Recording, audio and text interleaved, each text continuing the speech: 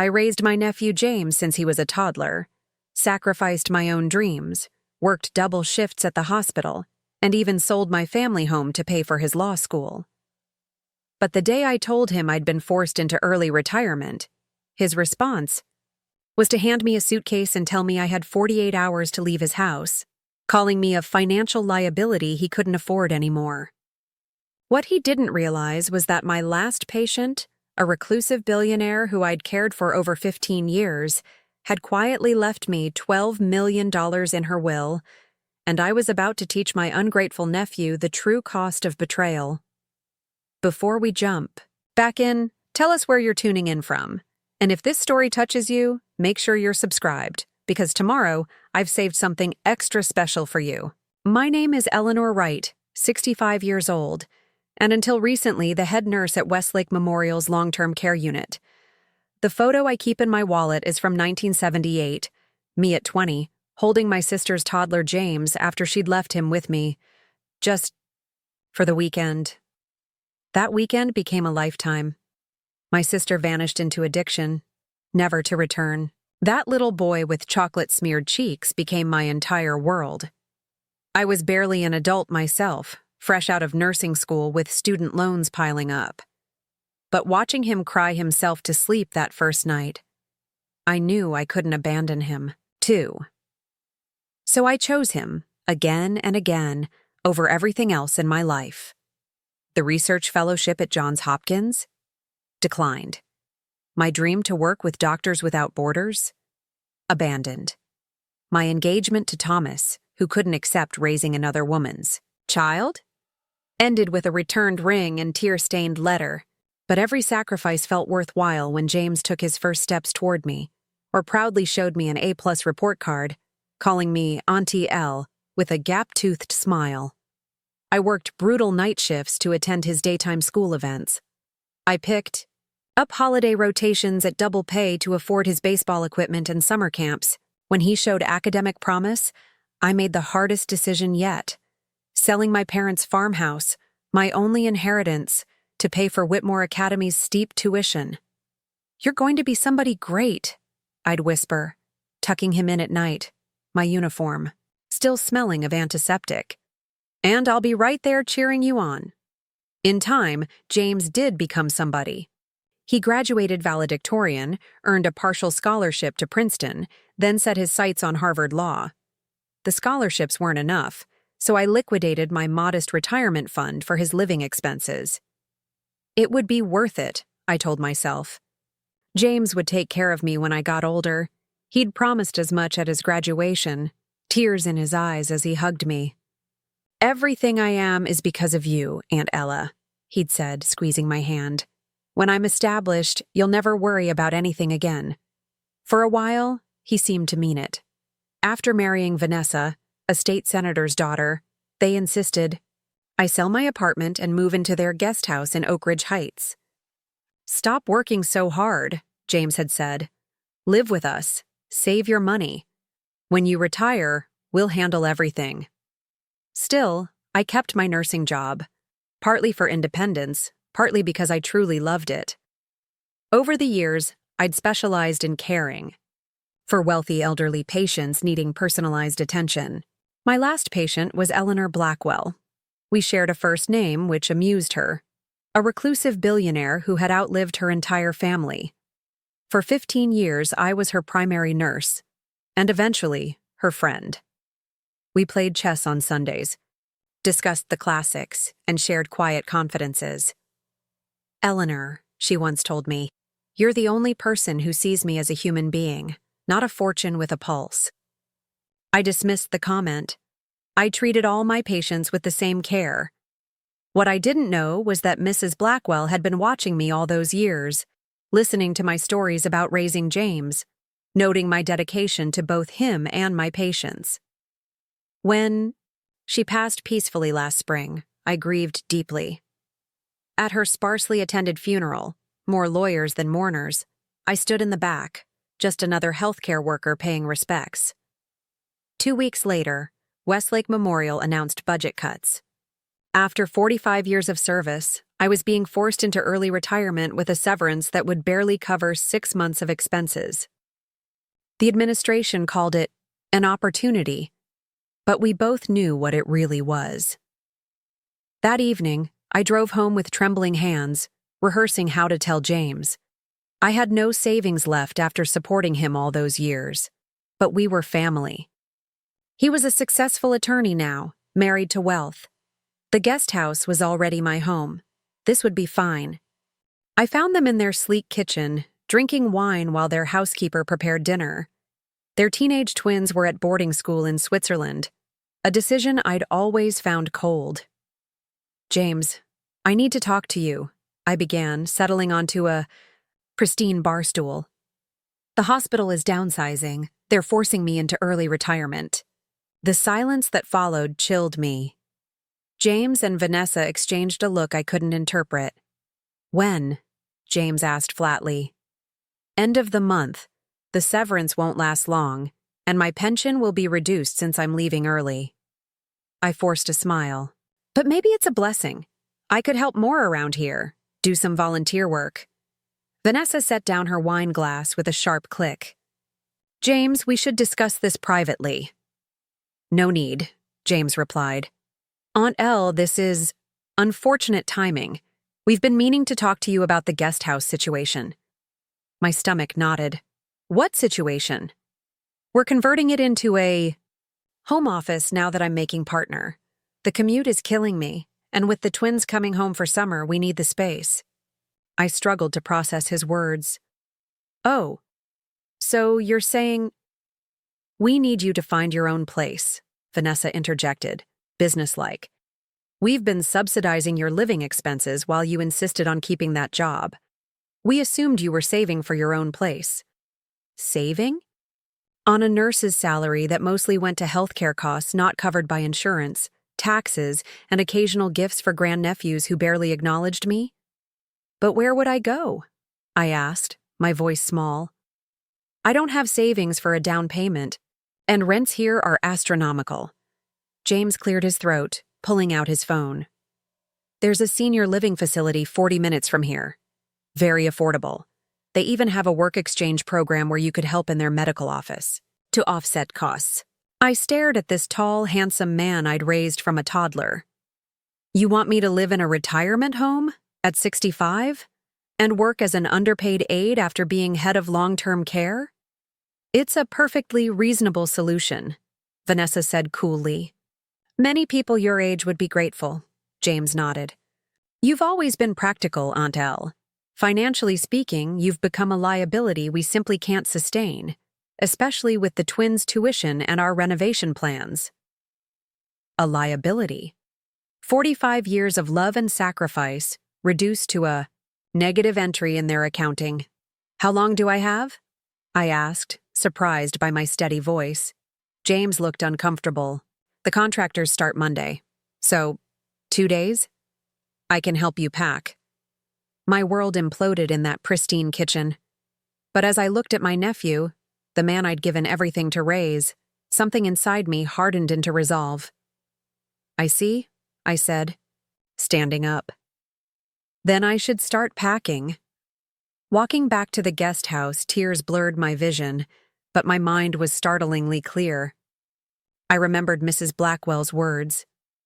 "Eleanor, never let anyone make you feel small. The world is full of people who will try to diminish you, especially when they owe you the most." I had no idea that in just 3 days, I would receive a call. That would change everything. A call from Mrs. Blackwell's estate attorney. And James had no idea that the financial liability he was discarding was about to become wealthier than he could imagine. I spent that night sorting through 4 decades of memories, deciding what little I could take with me. My hands trembled. As I folded the quilt James and I had made together for a school project when he was 10. Into a small box went the seashell collection from our weekend trips to Cape May, where I'd worked extra shifts at a beachside clinic to afford 2 nights in a modest motel once each summer.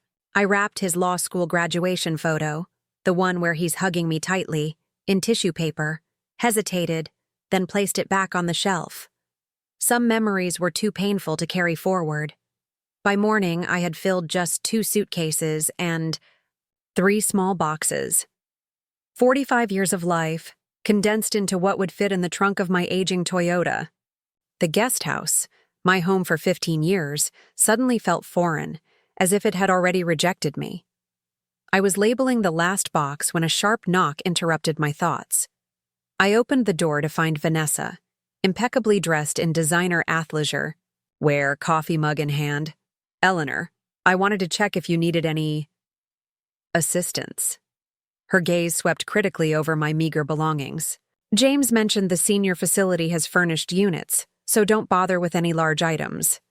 "I'm aware," I replied, my voice steadier than I expected.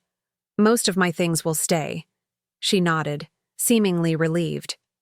"Good. We've scheduled the contractors to begin demolition Monday morning at 8. James has arranged for a moving service to take anything remaining to donation." Demolition, not renovation. They couldn't wait to erase any trace of my existence here. "The twins are coming home for a long weekend," she continued. "We'd prefer if you were settled elsewhere before they arrive. No need for awkward goodbyes. No. Need to explain to their children why they were evicting their great-aunt." Vanessa checked her watch, making it clear our conversation was just another task to tick off her list. "James set up an appointment for you at Oak Ridge Senior Living for this afternoon. The director is expecting you at 2. They're doing you a favor by expediting the paperwork." A favor. As if forcing me into a retirement home was an act of charity. "I've already made other arrangements," I lied, surprising myself. Vanessa's perfectly groomed eyebrows arched. "Oh? With whom?" "A former colleague," I said vaguely. "I'll be staying with her until I find something permanent." It was the first time I'd ever lied to them, and something about Vanessa's momentary confusion gave me a flicker of satisfaction. She recovered quickly, her expression hardening. "Well, that's for the best. James was concerned you might not be able to afford the senior facility without our help anyway." She turned to leave, then paused. "One more thing. We'll need your gate, pass and house keys before you go." With that final indignity, she walked away, her expensive sneakers silent on the garden path.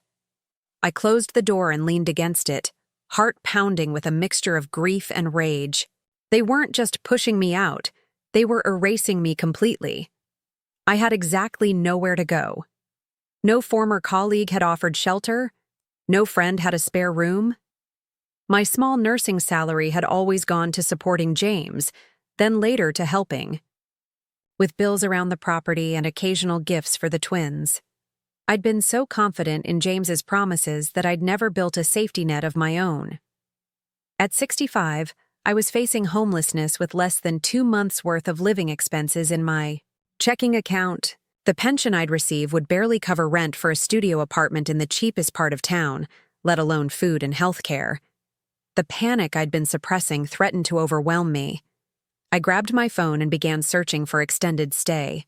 Hotels, something, anything to give me a few weeks to figure out my next steps. Everything was horrifically expensive. I expanded my search radius, looking at neighborhoods I'd never consider under normal circumstances. Finally, I found a weekly rate motel on the outskirts of the city. The reviews mentioned roaches and suspicious stains, but it was all I could afford. With shaking fingers, I reserved a room for 2 weeks, the maximum my budget would allow. Then I called a rideshare to take me to the bank. I needed to withdraw. My meager savings before James somehow convinced the bank it should go toward his renovation. The teller at First National looked concerned when I requested to close my account. "Are you sure, Ms. Wright? You've been with us for over 30 years. "I'm sure," I said, forcing a smile. "I'm relocating." She processed the paperwork, then counted out $4,275 in cash, all that remained of my life's work. I stared at the small stack of bills, remembering how I'd once withdrawn nearly 10 times that amount to help with James's first semester at Harvard Law. The money had represented years of holiday shifts and overtime, gone in a single transaction. He'd promised to pay me back someday. As I left the bank, my phone buzzed with a text from James. Confirmed your appointment at Oak Ridge Senior Living. We'll drop you off at 1:30. Be ready. I didn't respond. Instead, I directed my rideshare driver to a coffee shop downtown. I couldn't bear to return to the guest house yet, to face James and his efficient dismantling of my life. The cafe was quiet, just a few professionals with laptops and an elderly couple sharing a pastry. I ordered a small coffee, now acutely aware of every dollar, and took a seat by the window, watching people pass by. Everyone seemed to have a purpose, a destination. I had neither. For the first time, I allowed myself to feel the full weight of my situation. I'd devoted my entire adult life to James, sacrificed every dream, every relationship, every bit of financial security. And now, when I needed him most, he'd discarded me without a second thought. Worse, he'd made me feel like an inconvenience, a burden he'd been generous to tolerate for so long. My coffee grew cold as I sat there, trapped in a spiral of regret and worry. What would happen when my motel money ran out? What if I got sick? Medicare wouldn't cover everything, and I had no savings for emergencies. My phone buzzed again, this time with an unknown number. Probably another spam call about my car's extended warranty. I nearly declined it, but something made me answer. Is this Eleanor Wright? A deep male voice asked. Yes. Who's calling? My name is Michael Goldstein. I'm the executor of Eleanor Blackwell's estate. I've been trying to reach you for several days. My heart skipped. I'm sorry. I've been preoccupied. Is there an issue with Mrs. Blackwell's effects? I'd kept a small brooch she had insisted I take as a remembrance. Perhaps the family wanted it back. No, nothing like that. I need to meet with you regarding Mrs. Blackwell's will. You're named as a beneficiary. I nearly dropped the phone. A beneficiary? There must be some mistake. Mrs. Blackwell had no family, but surely there were charitable foundations. There's no mistake, Ms. Wright. Mrs. Blackwell was very specific. Could you come to my office tomorrow morning? It's rather urgent that we complete the paperwork. I agreed, my mind racing. Perhaps she'd left me a small token, a book from her collection, or maybe a modest sum to remember her by. It was a kindness I hadn't expected, but it wouldn't change my fundamental situation. That afternoon, I returned to the guest house to find James waiting, car keys in hand, expression impatient. You didn't answer my text, he said. We need to leave for the senior center in 20 minutes. I took a deep breath. I'm not going to the senior center, James. His brow furrowed. What do you mean you're not going? We had an agreement. No, you had a plan. I never agreed to it. James sighed dramatically, as if dealing with a difficult child. Aunt Elle, be reasonable. You have nowhere else to go. No income, and no prospects at your age. This is the best option.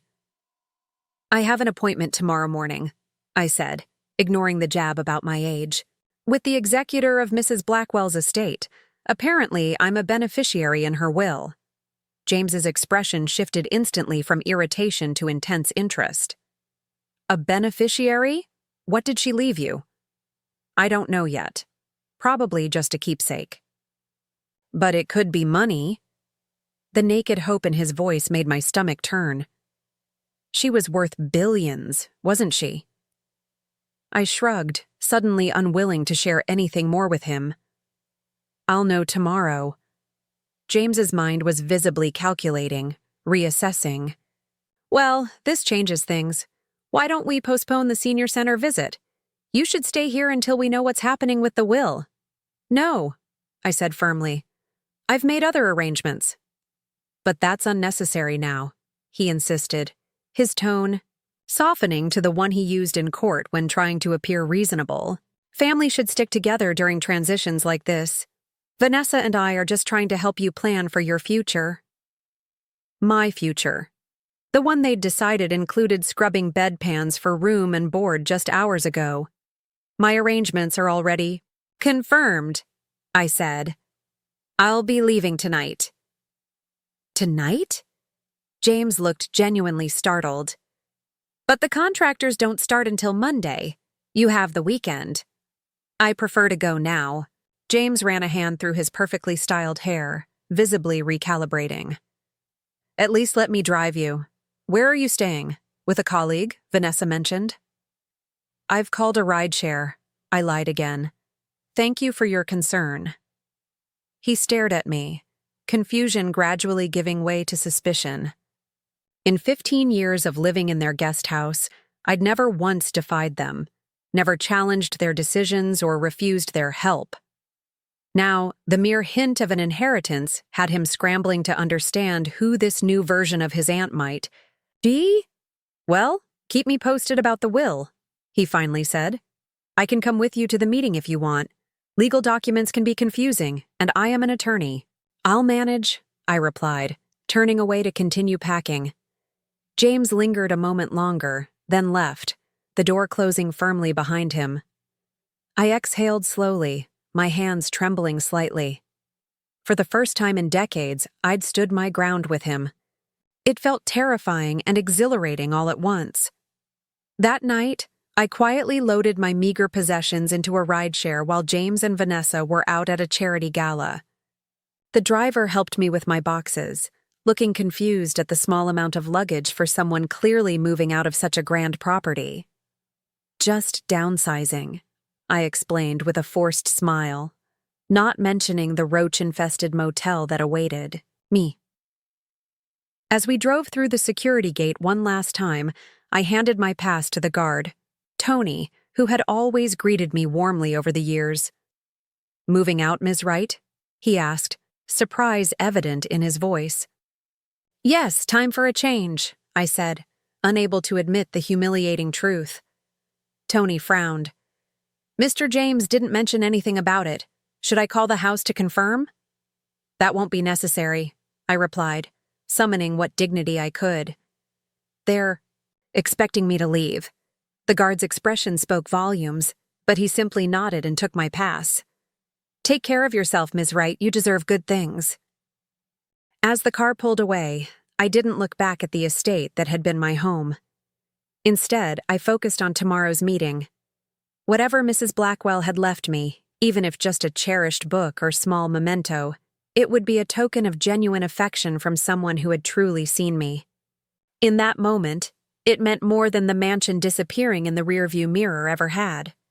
The Starlight Motor Lodge looked even worse in person than in the online photos.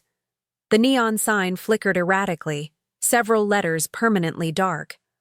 The parking lot was cracked and littered with cigarette butts, and a group of men loitered near the ice machine, eyeing me as my rideshare pulled up to the office. Lady, you sure this is the right place? My driver asked, concern etched on his face.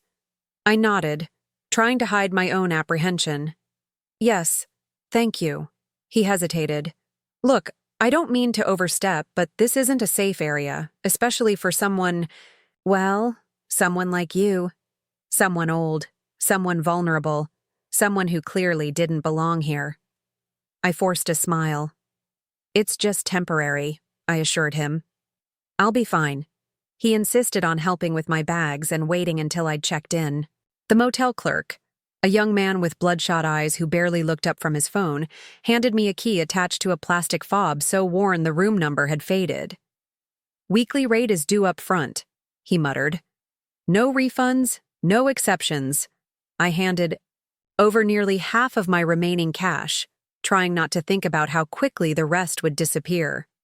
My room was on the second floor, accessible only by a rusty external staircase. The driver carried my suitcases up, looking increasingly uncomfortable. Ma'am, I got daughters about your age. I can't leave you here in good conscience. That's very kind, but I'll be fine, I repeated, though my voice lacked conviction. I have an important meeting tomorrow that might improve my situation. He reluctantly left after I promised I'd call for a ride first thing in the morning. Inside the room, I stood frozen, taking in my new reality. The carpet was stained beyond recognition, the bedspread thin and faded. A persistent drip sounded from the bathroom. and the unmistakable scent of mildew permeated everything. I sat carefully, on the edge of the bed, which sagged beneath even my slight weight. Through the paper-thin walls, I could hear a couple arguing violently in the next room. Somewhere down the hall, a baby was crying. This was what 45 years of devotion had earned me. This was what James considered an acceptable fate for the woman who had raised him, who had sacrificed everything for his success. A cockroach scuttled across the floor, disappearing under the dresser. I pulled my feet up onto the bed, hugging, my knees to my chest. For the first time since James had told me I needed to leave, I allowed myself to cry, really cry. Silent, body-shaking sobs that seemed to come from the deepest part of me. I cried for the young woman I'd been, so full of dreams and ambition. I cried for the research career I'd abandoned, the marriage I'd given up, the children I might have, had. I cried for every night I'd worked double shifts, for every vacation I'd never taken, for every penny I'd saved and then given away. Most of all, I cried because the person I had sacrificed everything for saw me as nothing more than a burden, a liability to be discarded when no longer useful. When I finally had no tears left, I sat in the gathering darkness, listening to the symphony of misery that surrounded me. Arguments, crying, thumping bass from someone's stereo. This was rock bottom. I had nowhere lower to fall. My phone buzzed with a text message. James. Came home and found you'd already left. Quite dramatic. Let me know where you're staying in case there's any news from the lawyer tomorrow. No concern for my welfare. No acknowledgement of what he'd done. Just naked self-interest, thinly disguised. Didn't respond. Instead, I carefully arranged my few belongings in the room, covering the stained chair with my own throw blanket, placing my small clock radio on the nightstand. Small attempts at dignity in an undignified situation. I took extra care setting out my outfit for tomorrow's meeting, my best navy dress, subtle pearl earrings, and the brooch Mrs. Blackwell had given me. If nothing else, I would face whatever came next with grace. Sleep eluded me that night, between the street noise, the uncomfortable bed, and my racing thoughts. By morning, my eyes were swollen and my back ached. But I was determined. Whatever small bequest Mrs. Blackwell had left me, it might at least buy me a few more weeks of shelter. I called a rideshare and waited in the motel office, unwilling to linger outside my room. The same clerk from last night was still there, now sleeping, with his head on the counter. He didn't stir as I let myself out. The law offices of Goldstein, Myers & Associates occupied the top floor of a gleaming downtown high-rise, a world away from the Starlight Motor Lodge. The receptionist, a smartly dressed young woman, offered me water in an actual glass, not plastic, and invited me to take a seat in the tastefully appointed waiting area. "Mr. Goldstein will be with you shortly," she said warmly. "May I take your coat?" Such simple courtesies, yet they nearly undid me after the previous night's degradation. I was perched on the edge of a leather chair, back straight, ankles crossed, when Michael Goldstein emerged to greet me. He was a distinguished man in his 60s, with silver hair and kind eyes behind expensive glasses. He shook my hand firmly, then led me to a conference room with floor-to-ceiling windows overlooking the city. "Ms. Wright, thank you for coming on such short notice," he said, gesturing for me to take a seat at the polished table. "I understand you were Mrs. Blackwell's nurse for many years."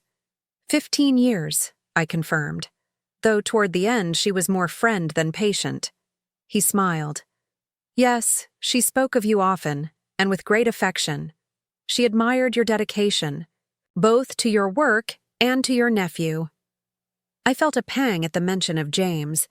Mrs. Blackwell was very kind to take an interest in my personal life. More than an interest, it seems. Goldstein opened a leather portfolio and extracted several documents. "Mrs. Blackwell amended her will 3 years ago, after a particularly meaningful conversation with you. Do you recall discussing your retirement plans with her?" I thought back. Only vaguely. I mentioned that my nephew had encouraged me to live with his family when I eventually retired, as I'd helped put him through law school and had limited savings of my own. Goldstein nodded. Mrs. Blackwell was quite struck by your situation. She noted, and I quote from our conversation, that Eleanor has given everything to a young man who may not fully appreciate her sacrifice. She deserves security in her later years, regardless of her nephew's gratitude or lack thereof. My throat tightened. Even then, Mrs. Blackwell had seen what I couldn't. The possibility that James's promises might prove empty. Mrs. Blackwell had no direct heirs, Goldstein continued. The bulk of her estate was designated for her foundation, which funds medical research. However, she made specific provisions for certain individuals who had shown her genuine care and kindness. He slid a document across the table. This is the relevant portion of her will. You may want to review it yourself. With trembling fingers, I accepted the paper and began to read. The legal language was dense, but one sentence stood out in stark clarity. To Eleanor Marie Wright, who has shown me the meaning of selfless care, I bequeath the sum of $12 million, $12,000, to be held in trust and disbursed according to her needs and wishes. The room seemed to tilt. I looked up, certain I had misunderstood. There must be a mistake, I whispered. Mrs. Blackwell wouldn't. She couldn't. Goldstein's expression was gentle. There's no mistake, Ms. Wright. Mrs. Blackwell was of sound mind and absolutely clear about her intentions. She wanted to ensure you would never have to depend on anyone else's promises for your security and comfort. $12 million, I repeated, the words feeling foreign in my mouth. Yes, the funds have already been transferred to a trust in your name. As the executor, I can help you access them immediately for any pressing needs, and we can discuss long-term management options when you're ready. I stared at the document, unable to fully comprehend what it meant. Just yesterday, I had been calculating how many days I could stretch my remaining cash. Now I was wealthy, independently, securely wealthy. Ms. Wright, are you all right? Goldstein looked concerned. I'm staying at the Starlight Motor Lodge, I blurted out. My nephew. He asked me to leave his home when I lost my job. He said I was a financial liability. Understanding dawned in Goldstein's eyes. I see. Well, perhaps we should address your immediate housing situation first. The Four Seasons has excellent extended stay options while you decide on more permanent arrangements. The contrast was so absurd I nearly laughed. From a roach-infested motel to the Four Seasons. From discarded burden to millionaire. All in the span of 24 hours. There will be some paperwork, of course, Goldstein continued. But I can issue you an advance from the trust today. Would $50,000 be sufficient for your immediate needs? $50,000. More than I had earned in some entire years of nursing. I nodded mutely. As Goldstein arranged for the funds to be prepared, reality began to sink in. I thought of James and Vanessa, so quick to discard me when I was no longer useful. I thought of their faces if they knew, would know soon enough, that their financial liability now had more wealth than they could imagine. Part of me wanted to call James immediately, to fling my newfound fortune in his face like a weapon. But a deeper, wiser part held back. The money hadn't changed what happened. It hadn't erased the betrayal, or healed the wound of being discarded after a lifetime of sacrifice. Ms. Wright? Goldstein's voice pulled me from my thoughts. Here's the advance, and a car is waiting to take you to the hotel whenever you're ready. I've taken the liberty of making a reservation for a suite. He handed me an envelope containing a bank check for $50,000, along with a business card. Call me anytime with questions. We'll meet again next week to discuss the full trust arrangements. I thanked him, still feeling somewhat disconnected from reality. As I left his office, my phone buzzed again. 3 missed calls from James, followed by a text. Any news from the lawyer? Call me ASAP. My fingers hovered over the screen. How easy it would be to respond, to let him know his liability was now a millionaire. To watch him scramble to undo the damage, to reclaim his place in my life and my fortune. Instead, I tucked the phone away. James had shown me who he truly was, and no amount of money could change that fundamental truth. Whatever I did next would be for myself, not in reaction to him. The car Goldstein had arranged was waiting outside, a sleek black sedan with a uniformed driver who handled my non-existent luggage with the same respect he would give a trunk full of designer suitcases. "The Four Seasons, Ms. Wright?" he confirmed, holding the door for me. "Yes," I said, then hesitated. "Actually, there's somewhere else I need to go first." 20 minutes later, we pulled up in front of the Starlight Motor Lodge. The same group of men still loitered by the ice machine, watching as I emerged from the luxury sedan. Inside my dismal room, I quickly gathered my few belongings. As I was zipping my suitcase, a knock came at the door. I opened it to find the motel clerk, looking considerably more alert than earlier. "Checkout's at 11, he said flatly. "It's almost noon." "I'm leaving now," I replied, "but I won't be needing a refund." He shrugged. "Told you last night. No refunds, no exceptions." I smiled slightly. "That's not what I meant. There's a young woman with a baby down the hall. I heard them last night. Could you apply the remainder of my week's payment to her stay instead?" The clerk's expression shifted, from boredom to confusion. "You want to pay for some stranger's room?" "Yes. And I'd like to leave this for her as well." I handed him $500 from the cash advance Goldstein had included with the check. "Please make sure she gets it." "Whatever, lady." He pocketed the money, but something in his posture suggested he might actually fulfill my request. The driver loaded my suitcases into the sedan. I took one last look at the Starlight Motor Lodge. Less than 24 hours ago, it had represented my rock bottom, the culmination of a lifetime of misplaced trust and sacrificed dreams. Now, it was simply another stop on a journey that had taken an unexpected turn. "To the Four Seasons now?" the driver asked. "Yes," I said, settling into the plush leather seat. "I'm ready." My phone buzzed yet again. James calling for the 4th time. I stared at his name on the screen for a long moment, then declined the call and turned off my phone completely. Whatever came next, confrontation, reconciliation, or permanent separation, would happen on my terms, not his. For the first time in 45 years, my life belonged truly and solely to me. And that, even more than the money, felt like the real inheritance Mrs. Blackwell had left me.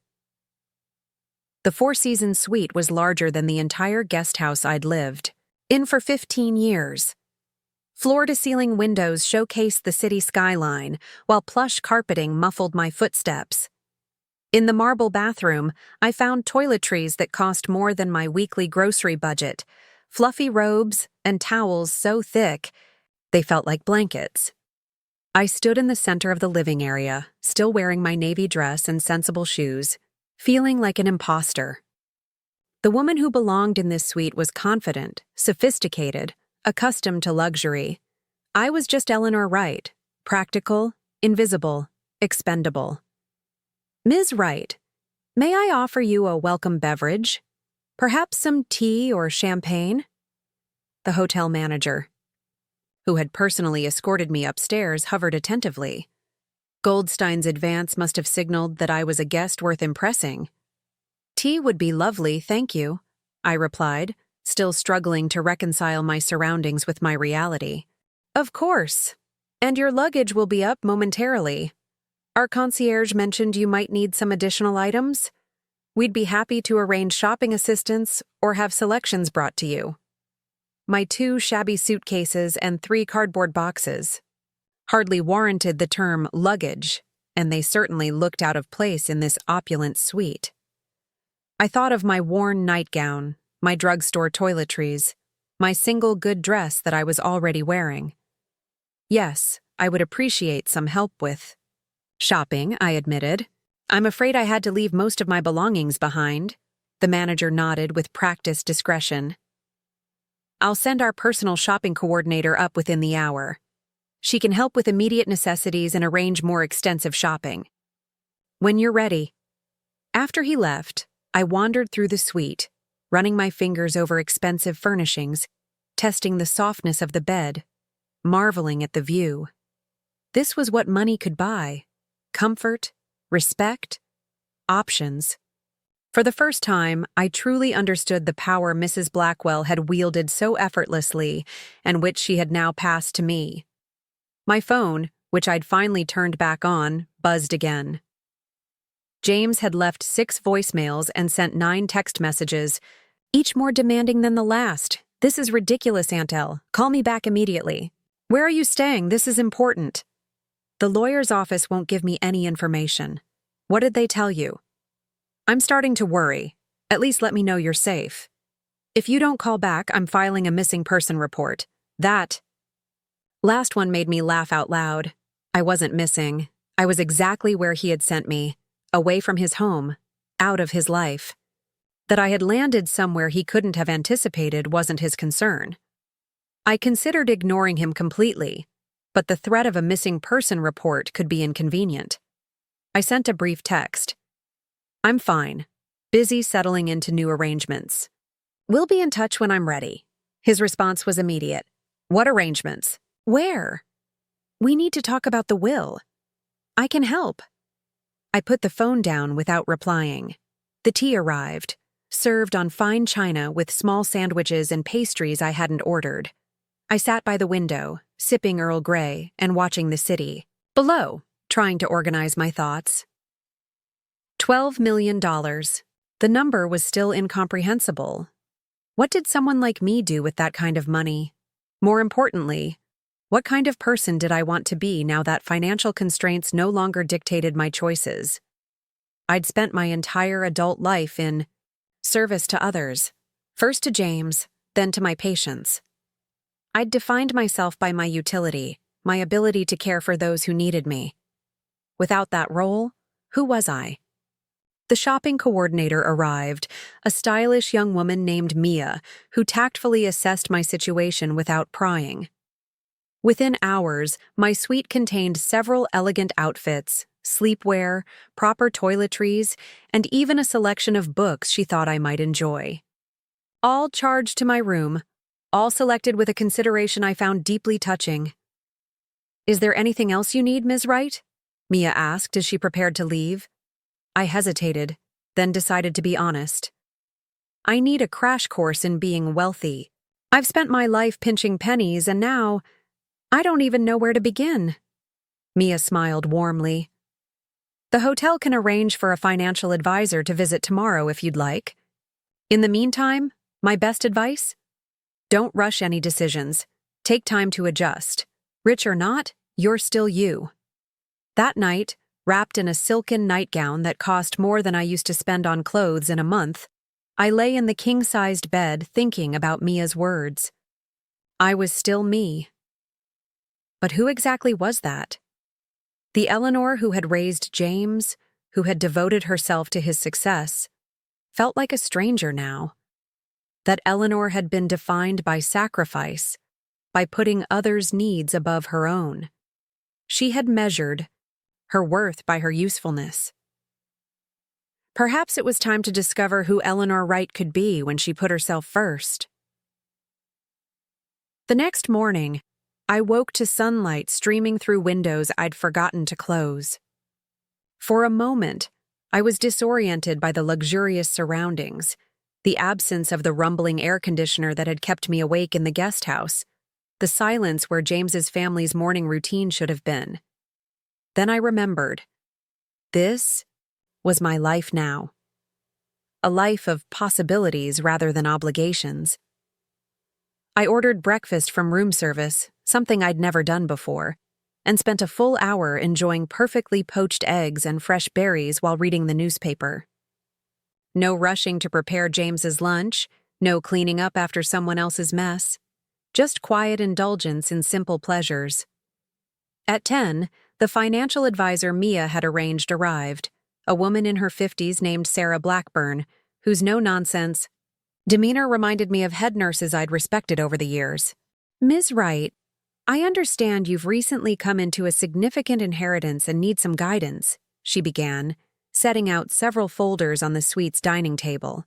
"That's putting it mildly," I admitted.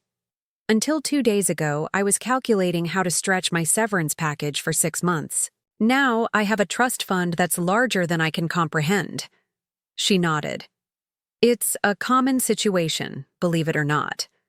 Sudden wealth can be as disorienting as sudden poverty. Let's start with the basics. What are your immediate concerns?" "Housing," I said immediately. "I need a place to live that isn't a hotel, no matter how lovely. And I need to understand what this money means day to day. How do I access it? What can I actually spend without being irresponsible?" For the next 3 hours, Sarah walked me through the fundamentals of wealth management. She explained how the trust would likely be structured, how income would be generated and distributed, and how taxes would work.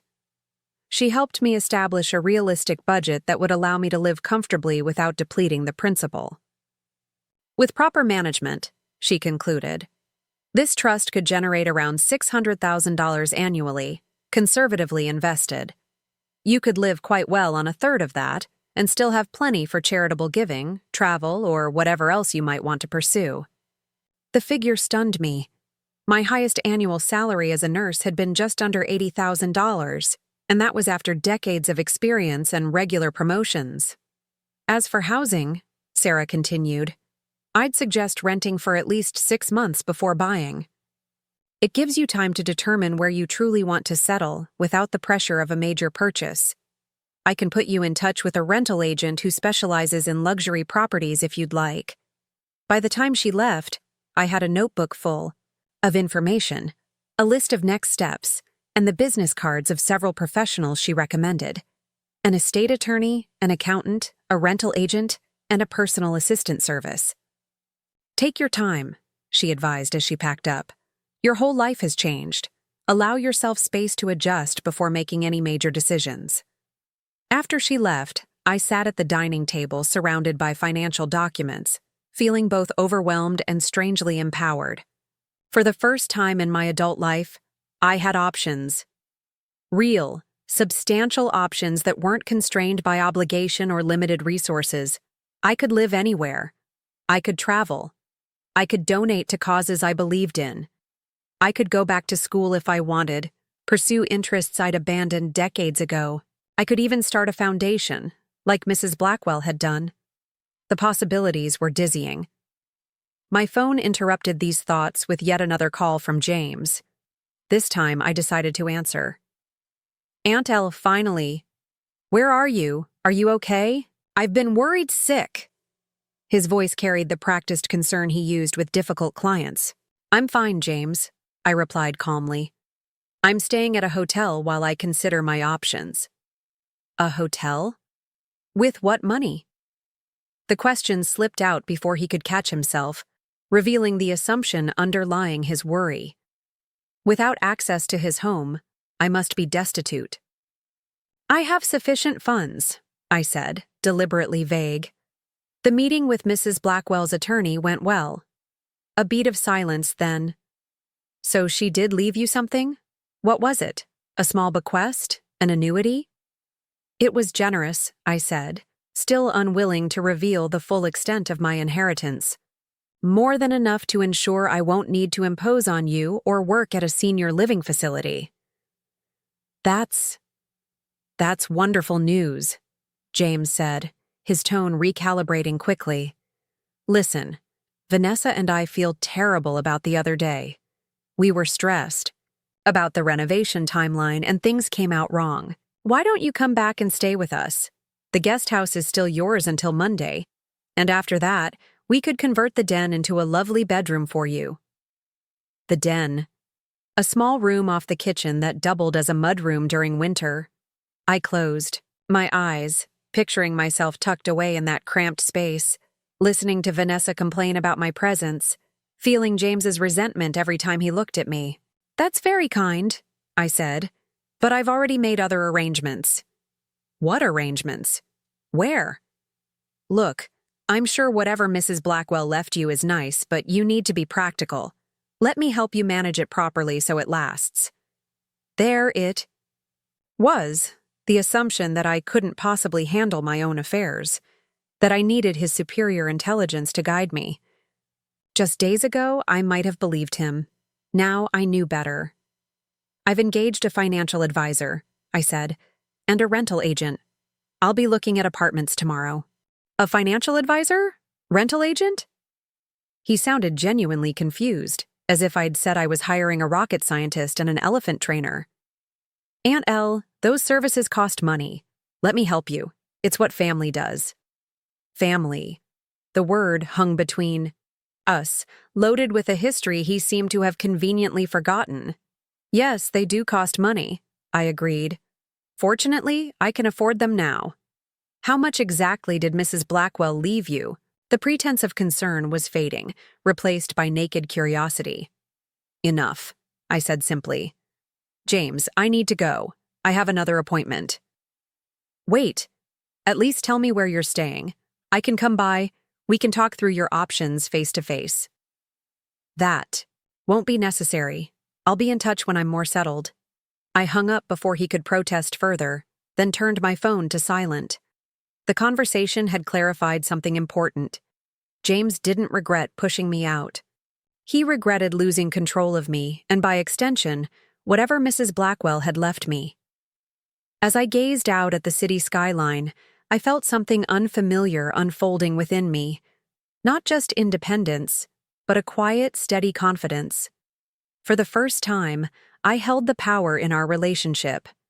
I could choose when and how to interact with James, rather than anxiously accommodating his every whim. Mrs. Blackwell's fortune wasn't just financial security. It was freedom.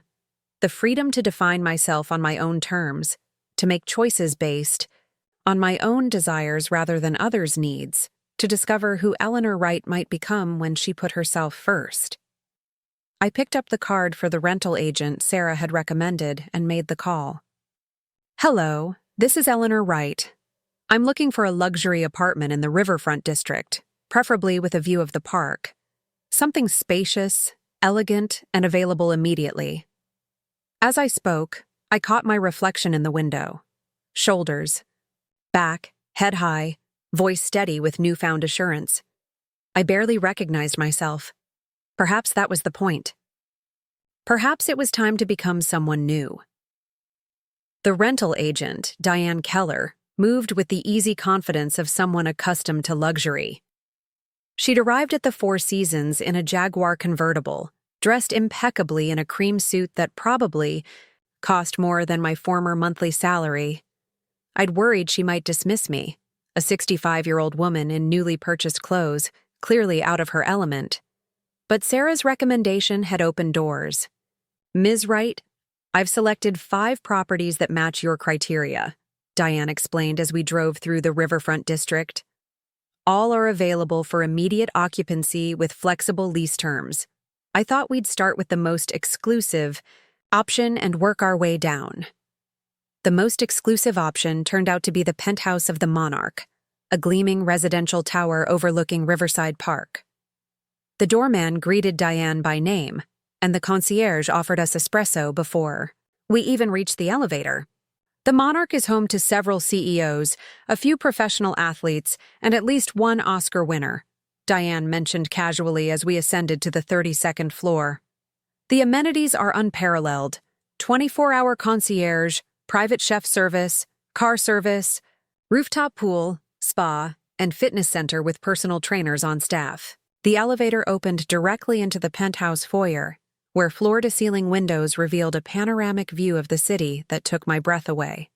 Sunlight bounced off polished marble floors, illuminating a space larger than James's entire first floor. 3 bedrooms, each with ensuite bathrooms, a chef's kitchen, formal dining room, living room, library, and media room, Diane narrated as we toured the space. The master suite includes a sitting area, walk-in closet, and a bathroom with heated floors and a soaking tub. It was magnificent. It was also utterly foreign. I couldn't imagine myself living in such opulence. Where would I put my small collection? Of paperback mysteries? How would I feel preparing a simple cup of tea in that industrial-grade kitchen? It's beautiful, I said honestly. But I don't think it's quite right for me. If Diane was disappointed, she didn't show it. Let's try the next property. It's slightly smaller but has more character. The second option was a renovated loft in a historic building. Exposed brick walls, hardwood floors, and large industrial windows. While still luxurious, it had a warmth the penthouse lacked. The third was a classic pre-war apartment with crown, molding, and a fireplace. The fourth was a modern townhouse with a small garden. Each was lovely in its own way, but none felt like home. "You're not connecting with any of these," Diane observed as we left the fourth property. "What's missing?" I hesitated, trying to articulate feelings I was just beginning to understand. They're all beautiful, but they feel like someone else's life. I spent decades in small, practical spaces, making the best of what I had. I want something nicer now, but I need it to still feel like me. Diane nodded thoughtfully. "I have one more property to show you. It wasn't on my original list because it's not in the riverfront district, but I think it might be what you're looking for." She drove us to Lakeside Heights, a neighborhood I'd always admired from afar. Elegant without being ostentatious, with tree-lined streets and a mix of well-maintained older homes and newer construction. We stopped in front of a Victorian townhouse, painted a soft blue with white trim. "It's a recent restoration," Diane explained as she unlocked the front door. The owners preserved the historical details while updating the systems and layout for modern living. Inside, sunlight streamed through stained glass transoms, casting colorful patterns on polished hardwood floors. The rooms were spacious, but not overwhelming, with graceful archways and built-in bookshelves. The kitchen featured high-end appliances that somehow didn't overpower the room's inherent charm.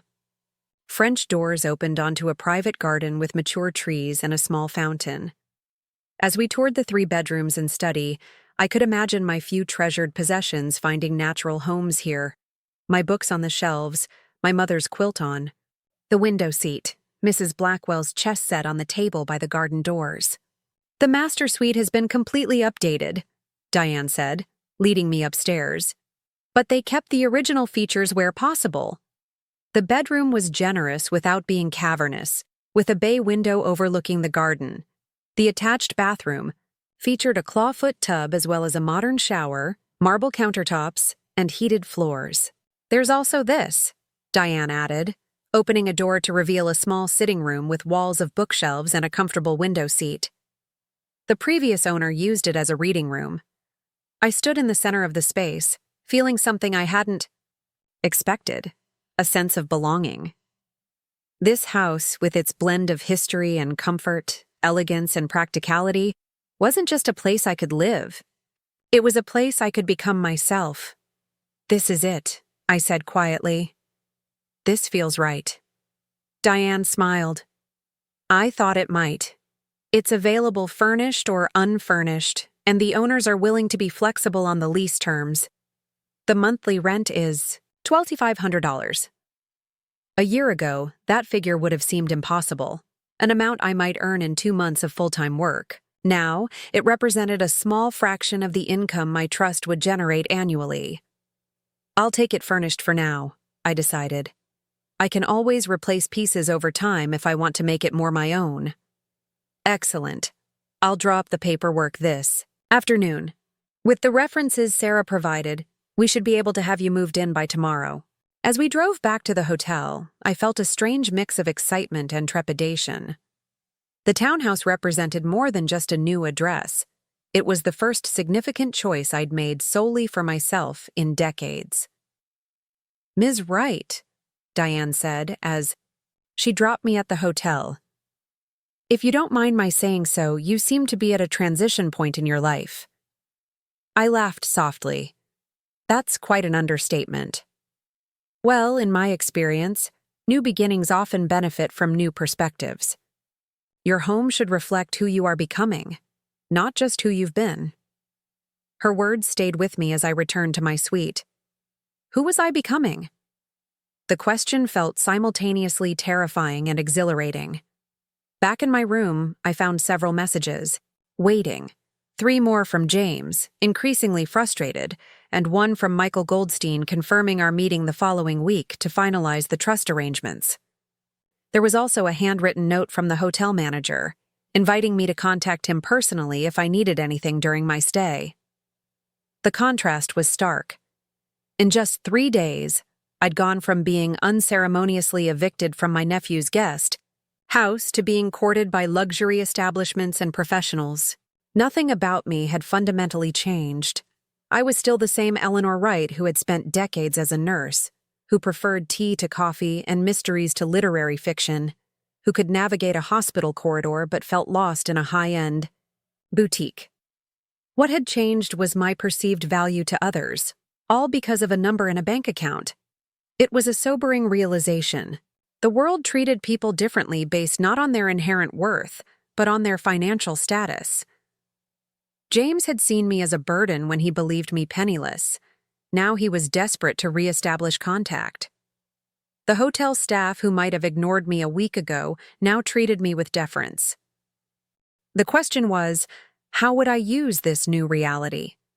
Would I become like those who had dismissed me, concerned only with status and appearance? Or could I find a way to use my unexpected fortune to create meaning and purpose on my own terms? Spent that evening journaling, something I hadn't done since my 20s. I wrote about the whirlwind of the past few days, my feelings about James's betrayal, my fears about the future, and my tentative hopes for what might come next. Writing clarified something important. I wasn't angry at James for failing to support me financially. I was hurt that he had so easily discarded the relationship itself, that after 45 years of unwavering devotion, he saw me as nothing more than a line item in his budget, a liability to be managed rather than a person, to be cherished. Money hadn't created that flaw in his character, it had merely revealed it. And no amount of money could repair what had been broken between us. As that truth settled in my heart, I felt a curious lightening, as if I'd set down a heavy burden I'd carried for years. The burden of believing I could earn James's love and gratitude through sacrifice. I couldn't. I never could have. His capacity for genuine appreciation had nothing to do with my efforts and everything to do with his own character.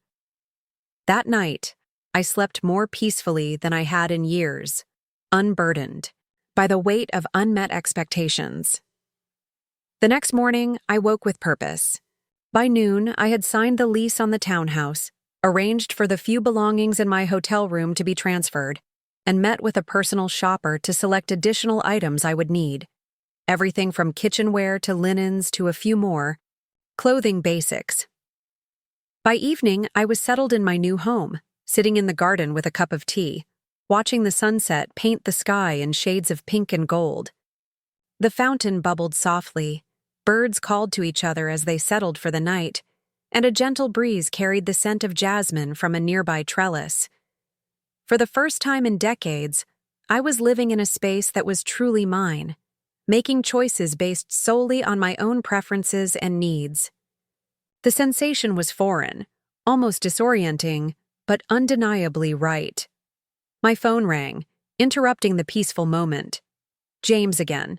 This time I decided to answer. "Aunt Elle, this is ridiculous," he began without preamble. "You can't just disappear like this. I've been calling and texting for days." "I'm not disappearing, James. I'm establishing my new life." "New life? What are you talking about?" "Look, I get that you're upset about the guest house situation, but we can work something out. Maybe we can find you a small apartment nearby that we could help subsidize." I closed my eyes, absorbing the audacity. 3 days ago, he was shipping me off to a senior living facility to work for my room and board. Now he was magnanimously offering to subsidize a small apartment. "That won't be necessary," I said calmly. I've already found a place. Where? How are you paying for it? Aunt Elle, whatever Mrs. Blackwell left you can't possibly sustain independent living for long. You need to be practical. There it was again. The assumption that I couldn't possibly make sound decisions without his guidance. That I was, fundamentally, incapable. James, I said, my voice steady. I've spent my entire adult life being practical. I worked extra shifts to pay for your private school tuition. I sold my parents' home to fund your law school expenses. I gave up my own retirement, savings to support your dreams. I think I understand practicality better than most. That's not what I meant, he stammered. I just want to make sure you're not making impulsive decisions based on grief or anger. I'm not angry, James. I'm awake. The words came unbidden, but as soon as I spoke them, I recognized their truth. I had been sleepwalking through life, defining myself by my usefulness to others, measuring my worth by their approval. Mrs. Blackwell's gift had awakened me, not because of the money itself, but because it had forced me to confront hard truths about my relationships and identity. What does that even mean? James sounded genuinely confused. Aunt Ella, I'm worried about you. You're not making sense. Maybe I should come see you, make sure you're okay. I'm more than okay, I replied. I'm becoming the person I was meant to be before I put my life on hold to raise you. It's an uncomfortable process, but a necessary one. A long pause followed. When James spoke again, his tone had shifted from confusion to calculation. This is about the inheritance, isn't it? I knew it. That's why you're being so mysterious. How much did she leave you, Aunt Elle? You can tell me. I'm family. Family. There was that word again, wielded like a weapon. A claim on my loyalty, my resources, my very self. Yes, this is about the inheritance, I acknowledged, but not in the way you think. Mrs. Blackwell's gift wasn't just financial security. It was the freedom to see clearly, to make choices based on my own needs rather than others' expectations. So, it is money, James pressed. How much? It must be substantial if you've already rented a place. Is it an annuity? A trust? Aunt Elle, you know I can help you manage it properly. Financial planning is part of what I do. I looked around at my new garden, at the home I had chosen for myself, at the life I was beginning to build on my own terms. James's question suddenly seemed irrelevant, his concern transparently self-interested. James, I said softly, whether Mrs. Blackwell left me $1,000 or $1 million, the amount isn't what matters. What matters is that I've finally understood something important. My worth isn't determined by what I can give to others. It's inherent in who I am. That's very philosophical, Aunt Elle, but it doesn't address the practical reality of your situation. My practical reality is no longer your concern, I said with a finality that surprised even me. When you called me a liability and gave me 48 hours to leave your home, you surrendered any right to involvement in my life decisions. You're being unfair, he protested. I was under a lot of stress, and Vanessa, no, James. For the first time in a very long time, I'm being completely fair to myself. I gave you everything I had, and you discarded me when I was no longer useful. That moment revealed the truth of our relationship, and no amount of backpedaling can change it. Silence stretched between us, filled with 45 years of unspoken truths. So that's it? James finally said, his voice tight. After everything we've been through, you're just cutting me off? The irony was so thick I almost laughed. I'm not cutting you off, James. I'm setting boundaries. There's a difference. Boundaries, he repeated, the word foreign in his mouth. And what exactly do these boundaries entail? I considered the question carefully, aware that my answer would shape our relationship, or lack thereof, moving forward. They mean I'll no longer sacrifice my well-being for your convenience. They mean I'll make decisions based on what's right for me, not what you expect of me. They mean I am no longer available to be used and discarded according to your financial calculations. That's not fair, he repeated, but the protest sounded hollow even to my ears.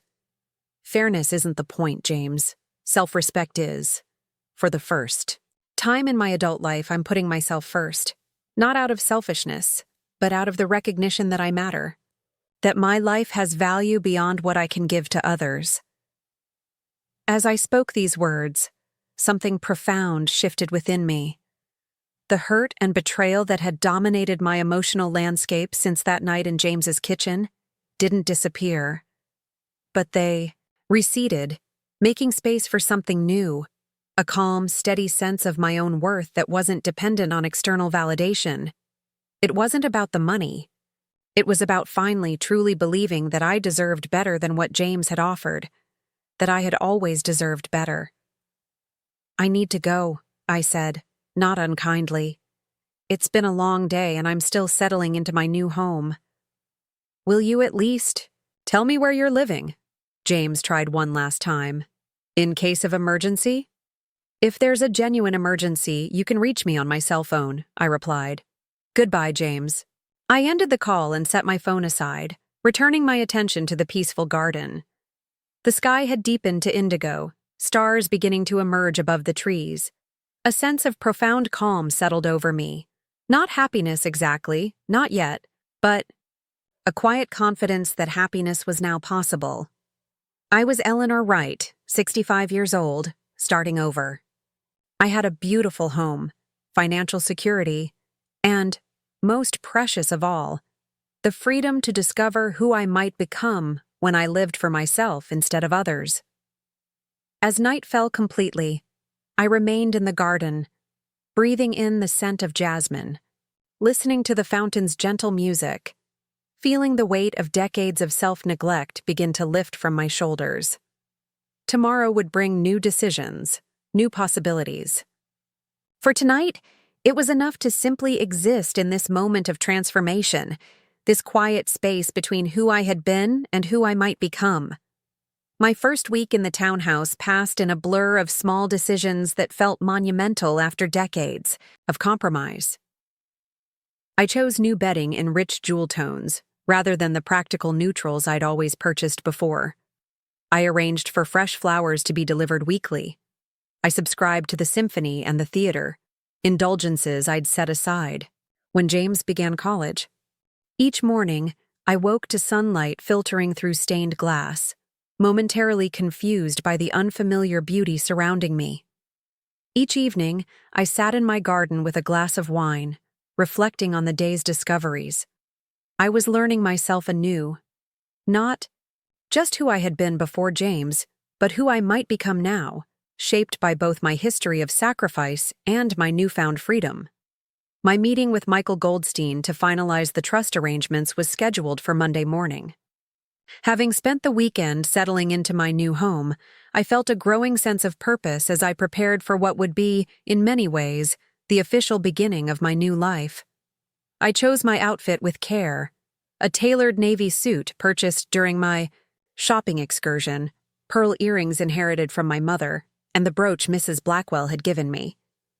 As I fastened the delicate silver and opal piece to my lapel, I felt a connection to the woman whose generosity had transformed my life. I'll make good use of your gift, Eleanor, I promised quietly. Not just the money, but the freedom it represents. The offices of Goldstein, Myers & Associates were as impressive as I remembered. The receptionist greeted me by name, offering espresso in a real cup rather than the paper or plastic I'd grown accustomed to. Michael Goldstein emerged from his office with a warm smile, escorting me to the same conference room with its floor-to-ceiling views of the city. Ms. Wright, you're looking well, he observed. I understand from Sarah Blackburn that you've found housing. Yes, a townhouse in Lakeside Heights. It's beautiful, elegant, without being overwhelming. He nodded approvingly. An excellent choice. That neighborhood has maintained its value even through market fluctuations. We were joined by 2 other attorneys and an accountant, all of whom treated me with a deference I found both flattering and slightly uncomfortable.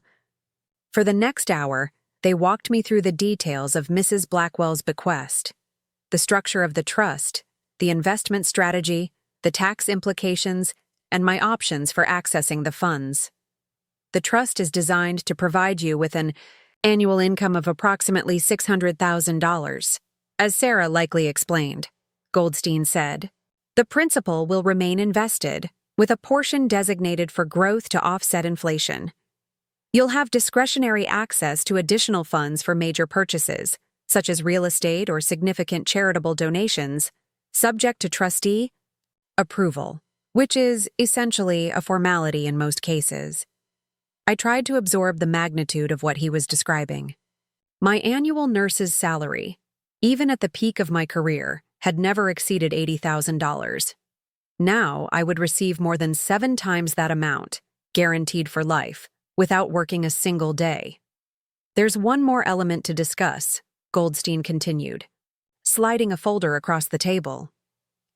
Mrs. Blackwell established a charitable foundation several years ago, focusing primarily on medical research and healthcare access for underserved populations. She named you as a board member, effective upon her death. I stared at him, momentarily speechless. A board member? But I don't have any experience with philanthropy or foundations. Goldstein smiled. Mrs. Blackwell was quite insistent. She believed your decades of hands-on healthcare experience would provide valuable perspective. The position includes a modest stipend of $50,000 annually, though you're under no obligation to accept. $50,000 as a modest stipend for attending a few meetings. The number would have represented more than half my former annual income. The board meets quarterly, Goldstein continued. The next meeting is actually this Thursday. As a new member, you'd be welcome to simply observe this first time, though your input would certainly be valued. I opened the folder to find information about the Eleanor Blackwell Foundation, its mission, current projects, and grant recipients. Many focused on addressing healthcare inequities I'd witnessed firsthand during my nursing career. I'd be honored to serve, I said, surprising myself with the conviction in my voice. Mrs. Blackwell was passionate about making healthcare more accessible. I'd like to help continue that work. Goldstein nodded approvingly. She would be pleased to hear that. Now let's finalize the paperwork for the trust itself. For the next hour, I signed document after document, officially accepting Mrs. Blackwell's bequest and the responsibilities that came with it. With each signature, I felt a curious mixture of gratitude, determination, and an unexpected sense of purpose. This wasn't just about financial security. It was about honoring Mrs. Blackwell's faith in me, about using this unexpected gift in ways that would make a meaningful difference. As the meeting concluded, Goldstein handed me a sleek checkbook and credit card linked to the trust account. Your initial discretionary funds have been deposited, $500,000 for immediate expenses. The regular income distributions will begin next month. If you need additional funds before then, just let us know. $500,000 for immediate expenses. The sum was so far beyond my previous reality that I couldn't fully grasp it. Is there anything else you need from us today, Ms. Wright? Goldstein asked. I hesitated, then decided to be direct. Yes, actually, I'd like your advice on reclaiming my financial independence more broadly. My nephew has been difficult since learning about the inheritance. I want to ensure he has no access or claim to any of my resources. Goldstein's expression shifted, subtly. I understand. The trust itself is well protected, but we should review any joint accounts, property arrangements, or legal documents that might give your nephew leverage. Do you have a will? A basic one, drafted years ago. James is the primary beneficiary. Goldstein nodded. We have an excellent estate planning team. I can arrange a meeting this week if you'd like. Yes, please. And I paused, considering a question that had been troubling me. What about the house my nephew lives in? I paid for it originally, though the deed is in his name. Goldstein's eyebrows rose slightly. You purchased the property outright? Yes. I sold my parents' home and used the proceeds as the down payment, then continued to pay the mortgage from my salary until it was fully paid off 5 years ago. James insisted on putting the deed in his name for estate planning purposes, as he called it. Goldstein made a note. Property law isn't my specialty, but if you have documentation of your financial contributions, there might be grounds for claiming an equitable interest. I'll have our real estate attorney review the situation. By the time I left Goldstein's office, I had appointments scheduled with an estate attorney, a real estate specialist, and a security consultant who would help me protect my digital and financial information. As I rode the elevator down to the lobby, I reflected on how quickly my priorities had shifted. A week ago, I had been focused on basic survival, finding affordable housing, stretching my severance package, possibly working, past retirement age just to make ends meet. Now, I was arranging to secure millions and potentially reclaim a house I had paid for but never legally owned. The lobby was bustling with the midday rush. Attorneys, clients, couriers, all moving with the purposeful energy of people whose time was valuable. As I waited for my ride, I noticed a familiar figure near the reception desk. Tall, expensively dressed, with the confident bearing I'd recognize anywhere. James. For a moment, I considered retreating to the elevator, avoiding a confrontation for which I felt unprepared. But something stopped me, the same quiet strength that had allowed me to set boundaries during our last phone call. I would not hide. Not anymore. I approached the reception desk, where James was speaking to the receptionist in the slightly condescending tone he reserved for service workers. I understand client information is confidential, but this is a family matter. My aunt, Eleanor Wright, has been meeting with Michael Goldstein regarding an inheritance, and I'm concerned about her capacity to manage complex financial arrangements at her age. The receptionist maintained a professional demeanor.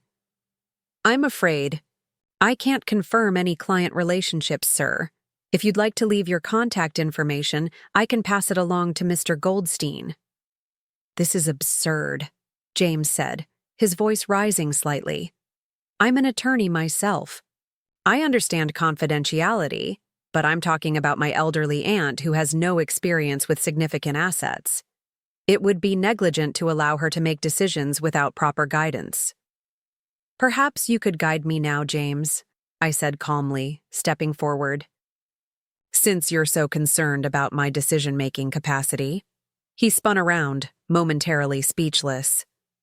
I enjoyed the rare sight of James caught off guard, his carefully constructed persona of concern cracking to reveal the naked self-interest beneath. Aunt Elle, he recovered quickly. What a coincidence. I was just trying to connect with your attorney. I've been worried about you.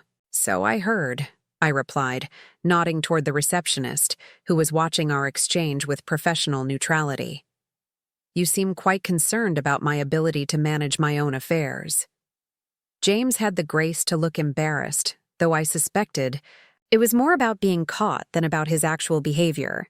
I just want to make sure you're getting proper advice, he explained, lowering his voice and taking my elbow to guide me away from the desk.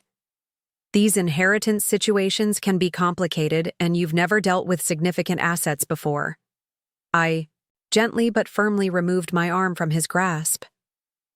I appreciate your concern, but as I told you on the phone, I have excellent professional advisors now.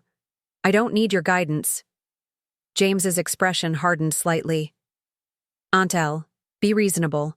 You're 65 years old and you've spent your life as a nurse, suddenly managing significant assets.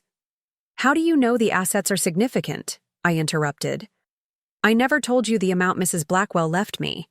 He faltered just for a moment. Well, you've rented a place. You mentioned financial advisors. It's obviously substantial. I'm just trying to protect you. From whom, James? From the professionals Mrs. Blackwell herself selected to manage her estate? Or from myself? Do you truly believe I'm incapable of making sound decisions? Of course not, but experience matters in financial management.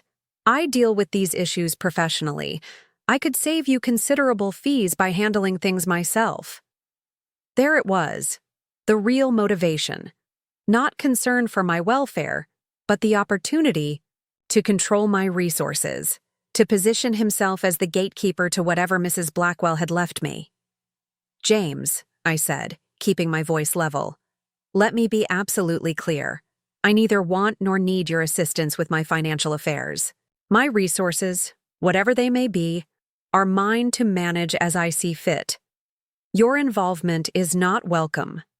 His face flushed. After everything I've done for you, this is how you repay me. By shutting me out completely? The sheer audacity of his claim stole my breath for a moment. Everything he'd done for me? When had James ever done anything that didn't ultimately serve his own interests? What exactly have you done for me, James? I asked quietly.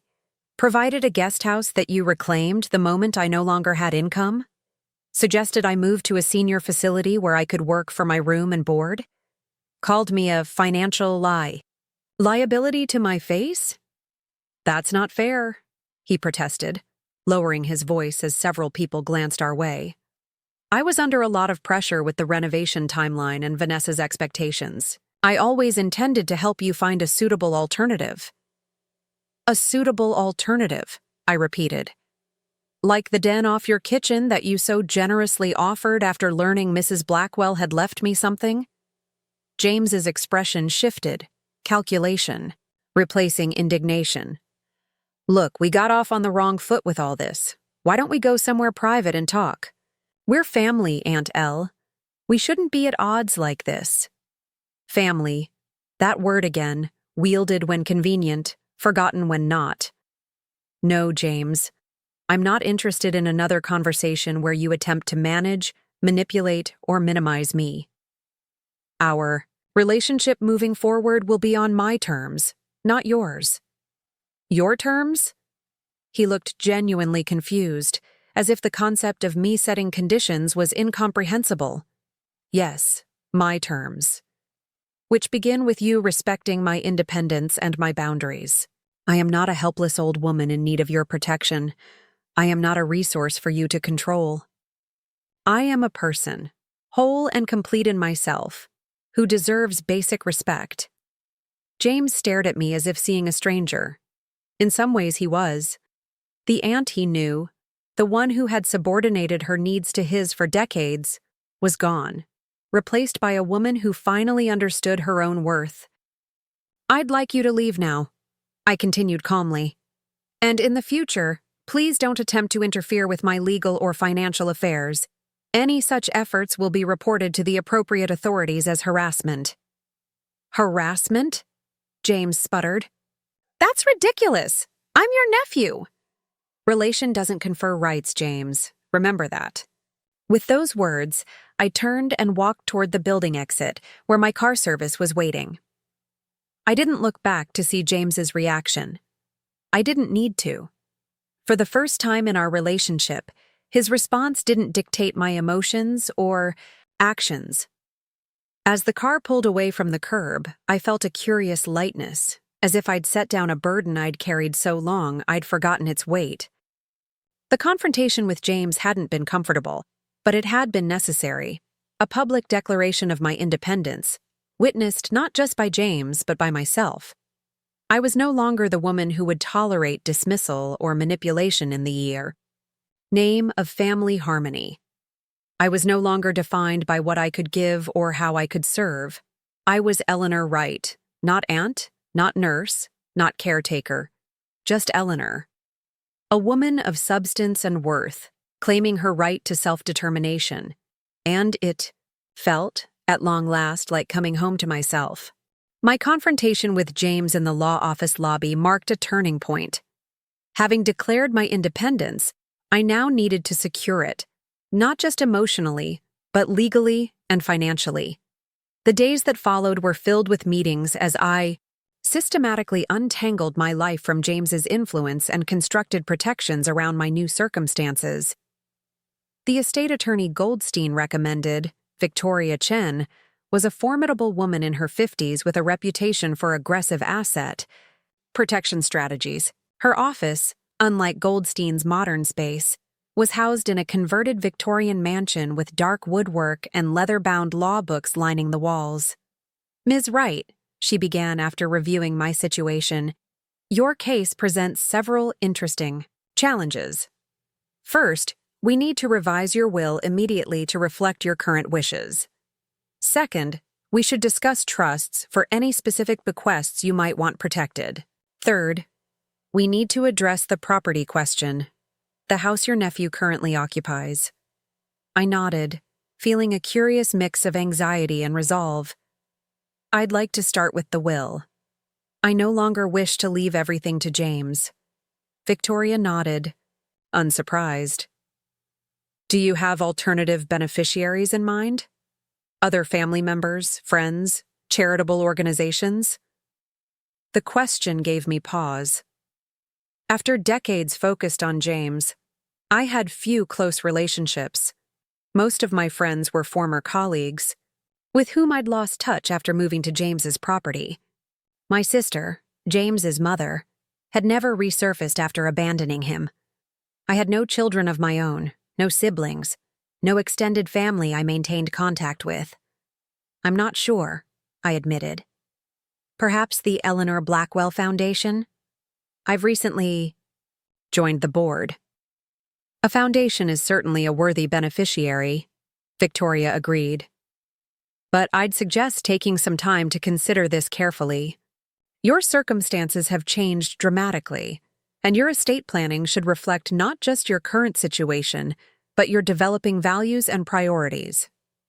She was right, of course.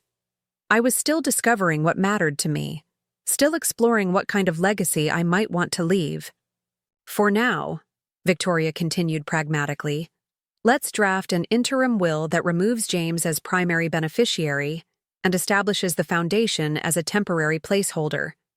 You can revise it again once you've had more time to consider your options."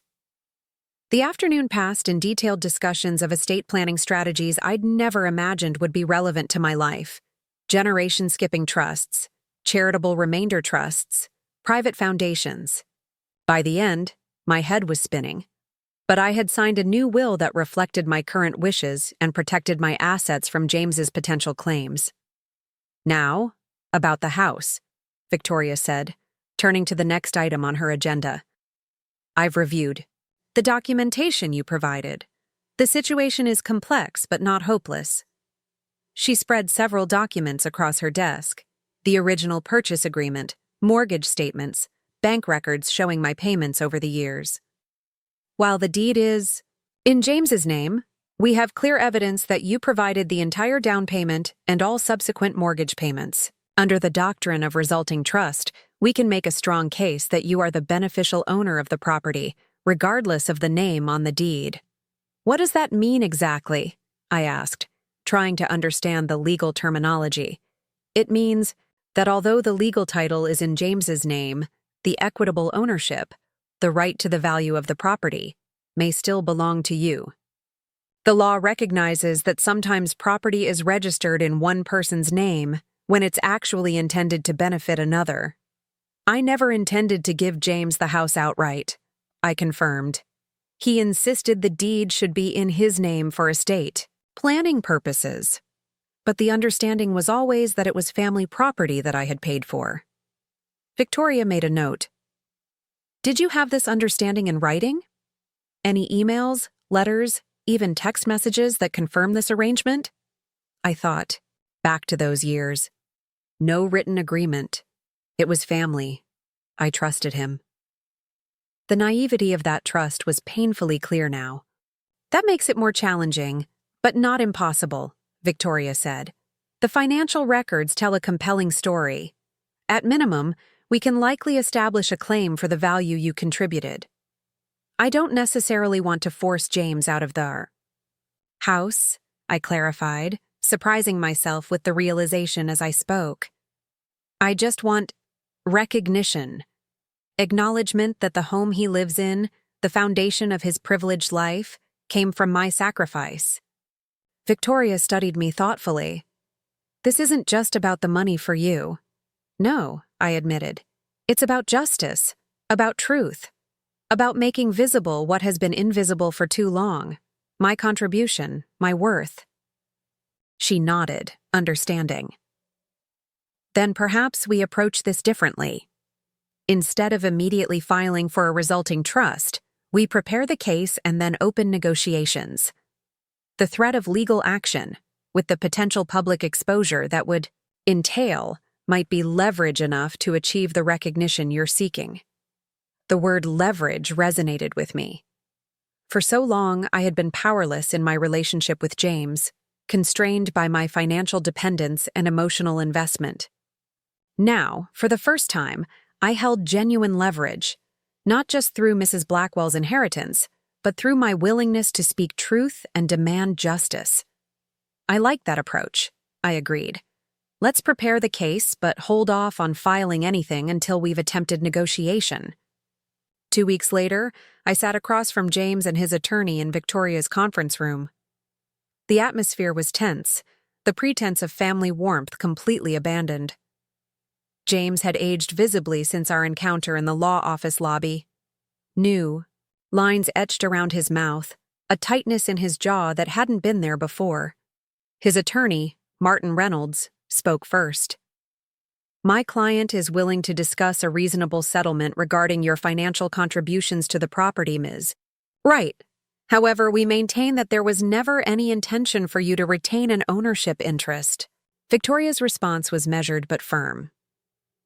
The financial records speak for themselves, Mr. Reynolds. Ms. Wright provided the entire down payment of $250,000 and made every mortgage payment for 15 years, totaling an additional $615,000. The current market value of the property is $1.8 million. Our position is that Ms. Wright is entitled to the full equity in the home. James's face flushed red. That's outrageous. The house is in my name.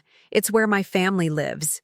You can't just take it because you've suddenly decided you want it back. I studied him. This man I had raised, had loved without reservation, had sacrificed everything for. Even now, facing indisputable evidence of my financial contribution, he couldn't acknowledge the truth. In his mind, anything he possessed was his by right, regardless of how he had acquired it. I don't want to take your home, James, I said, quietly. I never did. His expression shifted from anger to wariness. Then what do you want? Acknowledgement. Recognition of the truth. I bought that house. Every dollar came from me. I gave it to you freely, out of love. All I'm asking is that you admit that reality, rather than continuing to pretend it was somehow your achievement. James looked genuinely confused. If you don't want the house or the money, then what's the point of all this? His inability to understand anything beyond financial transactions struck me as profoundly sad. The emotional ledger that had governed my life, the accounting of love, sacrifice, and mutual care, was simply invisible to him. The point, Victoria interjected smoothly, is that Ms. Wright is entitled to recognition of her contribution, whether or not she chooses to exercise her right to reclaim the property. Now we are prepared to file a resulting trust claim, which would become a matter of public record. Given Mr. Harrington's professional position, I imagine that might be uncomfortable. The threat of public exposure hung in the air. James, I knew, had built his legal career on a carefully constructed image of self-made success.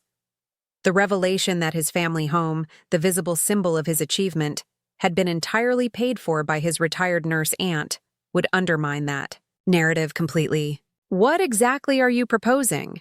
Martin asked, his tone more conciliatory. Victoria slid a document across the table. A formal acknowledgement of Ms. Wright's financial contribution to the property, signed by Mr. Harrington and notarized. In exchange, Ms. Wright will execute a quitclaim deed, legally transferring any interest she might have in the property to Mr. Harrington. And that's it? James asked, suspicious. You just want me to sign a piece of paper saying you bought the house? That's it, I confirmed. Just the truth, formally acknowledged. James and Martin conferred in whispers for several minutes. Finally, Martin looked up. We'll need to review the exact language of the acknowledgement, but in principle, my client is willing to accept these terms. Relief washed over me, not because I had won, but because I had finally been seen. The invisible labor, the countless sacrifices, the uncounted dollars would no longer remain in the shadows. They would be acknowledged, documented, made real. As James signed the agreement an hour later, his hand hesitated briefly over the paragraph stating that I had provided the entire purchase price and all mortgage payments for the family home. Our eyes met across the table, and for just a moment, I glimpsed something unexpected, a flicker of shame, quickly suppressed but unmistakably present. He knew. He had always known. And now he knew that I knew too. Is there anything else? He asked stiffly as the notary stamped the document. No, I said simply. That's all I wanted. 6 months later, I sat in the garden of my townhouse, watching autumn leaves spiral down from the ancient maple that shaded my reading nook. The days had grown shorter, the air crisper, but I still preferred my morning coffee outdoors, wrapped in a cashmere throw that had been an indulgence I would never have permitted myself in my previous life. My phone chimed with a message from Sophia Martinez, the Foundation's executive director. The rural healthcare initiative I had championed was showing promising early results: increased preventive care visits, better chronic disease management, and positive feedback from communities that had previously been medical deserts. I smiled, feeling a sense of purpose that had nothing to do with obligation and everything to do with genuine passion. My nursing experience, the very background James and Vanessa had dismissed as irrelevant, was proving invaluable in shaping healthcare access for underserved populations. Next to my coffee cup sat an invitation, cream cardstock with gold embossing, announcing the annual gala for the Eleanor Blackwell Foundation. As a board member, my attendance was expected. As the first anniversary of Mrs. Blackwell's passing approached, I had decided to establish a nursing scholarship in her name, targeted at second career students who, like me, came to healthcare later in life. The doorbell rang, interrupting my reflections. My housekeeper, Maria, answered it, then appeared in the garden doorway. Ms. Wright, there's a young woman here to see you. She says her name is Lily Harrington. I set down my coffee, surprised. James's daughter, my grandniece, whom I had barely seen in recent years beyond formal family gatherings. What could she possibly want? Lily stood awkwardly in my living room, tall and angular like her father, but with a vulnerability in her expression that James never showed. At 18, she was on the cusp of adulthood, no longer the distant child who had been shuttled between boarding schools and summer camps.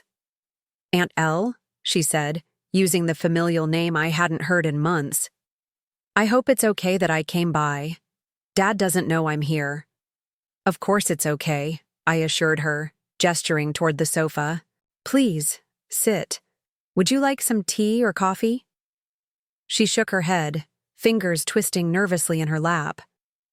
I wanted to talk to you about everything that happened. I sat across from her, waiting.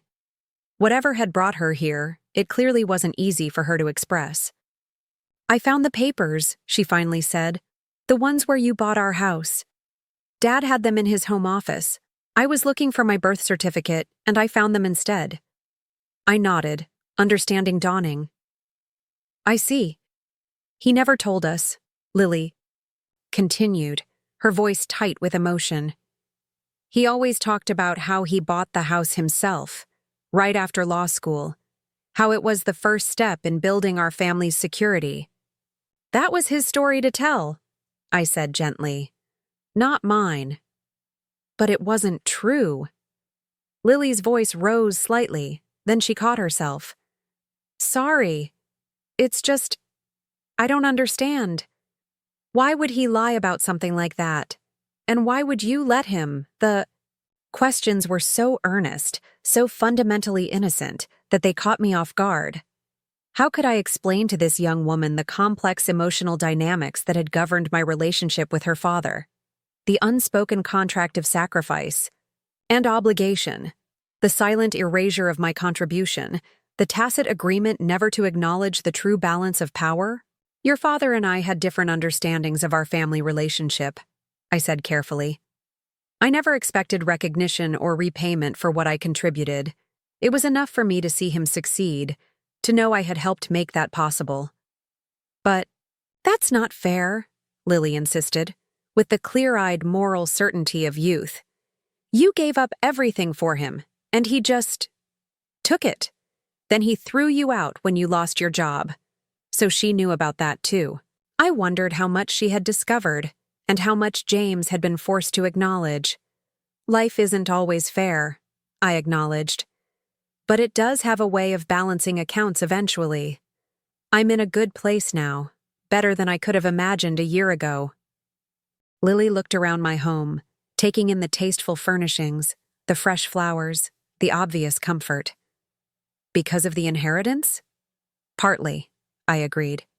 But more because I've finally learned to value myself, to make choices based on my own needs and desires rather than someone else's expectations. I want to learn from you, Lily said suddenly, her words tumbling out in a rush. Dad doesn't know this yet, but I've deferred my acceptance to business school. I want to study nursing instead. Of all the surprises this day might have held, this was perhaps the most unexpected. Nursing? But I thought you were following your father's path into law or finance. That was never my dream, Lily admitted. It was his. I've always been drawn to healthcare, to making a direct difference in people's lives. And after finding those papers, after learning how you supported our family all those years while working as a nurse, it just confirmed what I already felt. Emotion welled in my throat, not just at her career choice, but at the recognition it represented. In seeking to learn from me, to follow a path similar to mine, Lily was affirming the value of my life's work in a way James never had. Nursing is a demanding profession, I said when I could trust my voice again. But also a profoundly rewarding one. If it's truly your calling, you'll never regret answering it. Will you help me? She asked hesitantly. I mean, I know things are complicated with our family, but I'd really value your guidance. You've experienced so much, know so much that I need to learn. In that moment, looking at this young woman with her earnest eyes and determined chin, I felt something unexpected, a sense of continuation, of legacy that had nothing to do with money or property and everything to do with values and purpose. I'd be honored to help you, I said sincerely. And Lily, thank you for coming here today. It means more than you can know. After she left, promising to return the following week to discuss nursing programs and prerequisites, I returned to my garden. The autumn light had shifted, casting long golden patterns across the flagstones. I sipped my now cold coffee, reflecting on the strange, circular nature of life's journey. James had taken everything I offered without acknowledgement, had valued my contribution only in terms of what it provided him.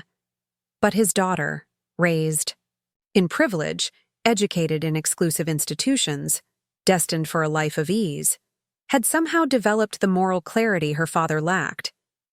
She had seen the truth and chosen to honor it, not just with words but with action. Perhaps that was the true legacy of my life's sacrifice, not the physical property I had provided, but the values I had quietly modeled. Values that had skipped a generation but taken root nonetheless. As the evening light faded, I made a decision.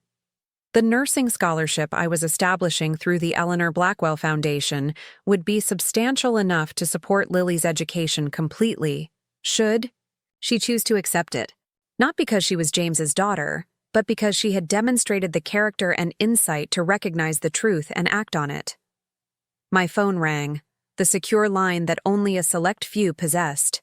It was Michael Goldstein. Ms. Wright, I hope. I'm not disturbing your evening. I wanted to personally inform you that the Trust's first annual review is complete, and the news is excellent. Your investments have outperformed our projections significantly. That's wonderful, I replied, though the financial details seemed somehow less important than they once had. Thank you for letting me know. There's one more thing, Goldstein continued. The Eleanor Blackwell Foundation's nominating committee has recommended you for the position of vice chair.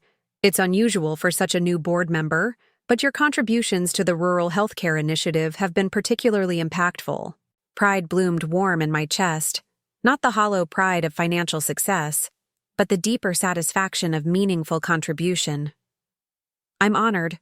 Please tell the committee I accept. After ending the call, I remained in the garden until stars appeared in the darkening sky. 1 year ago, I had been living in James's guest house, measuring my worth by my usefulness to others, fearing a future of dependence and diminishment. Now, I sat in my own beautiful home, financially secure, professionally respected, embarking on a new chapter of purpose and influence. The journey had been painful, the betrayal devastating. But from that devastation had emerged a truth I might never have discovered otherwise. My value was inherent, not earned through sacrifice or service to others. It existed independently of James's recognition, independently even of Mrs. Blackwell's generous bequest. I was Eleanor Wright, not defined by relation to anyone else, not measured by what I could give or how I could serve, but complete and worthy in myself. And that discovery, more than any inheritance, was the true fortune I had found. As night settled fully over my garden, I gathered my empty cup and the throw blanket, ready to move inside. Tomorrow would bring new challenges, new opportunities, a board meeting to prepare for, Lily's nursing aspirations to support, perhaps even new friendships to nurture among my foundation colleagues. For the first time in decades, I faced the future not with anxiety but with anticipation, not with fear but with confidence. Whatever came next, I would meet it as my authentic self, a self I was still discovering, still nurturing, still learning to fully value. And that, I reflected as I closed the garden door behind me, was perhaps the greatest wealth of all. Up next, you've got 2 more standout stories right on your screen. If this one hit the mark, you won't want to pass these up. Just click and check them out.